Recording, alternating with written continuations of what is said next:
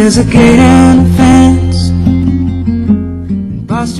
So the assistant sheriff and I went and said to the sheriff, we have this new proposal. So how this all started was Sonny and other staff people came to me with this idea. We want to open up one dormitory using the principles of restorative justice. Restorative justice is basically about repairing the harm that was caused by crime. Their concept was we'd take 60 violent men, put them in a dormitory with counselors, and then develop some sort of program. And I'm going, I don't want a riot on my hands. And he couldn't believe it. God bless our sheriff. And I think he said something to the effect of, are you crazy? But as we talked about it more, it made sense. January 20th, 1986. I awakened out of a sound sleep. The only thing that I could think of was my little grandson, little Jesse. Behind me is the RSVP dormitory.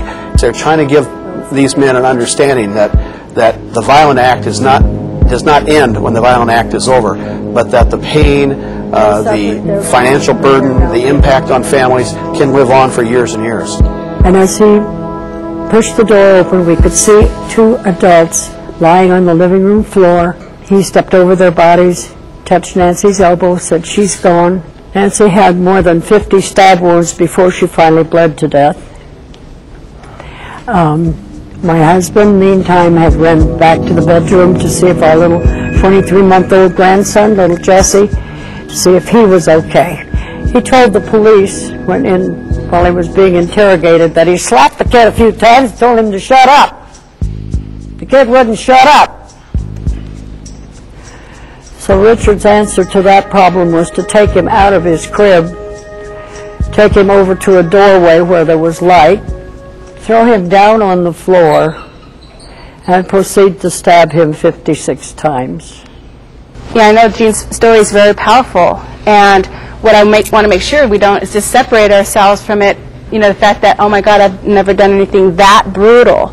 Hearing stories such as Gene's make me become more aware and realize that my actions do impact a lot of people. Richard didn't just take Nancy and Jesse and Paul. Richard took my life too. Do you understand that? Yes, I do. Thank you. Who stole your heart?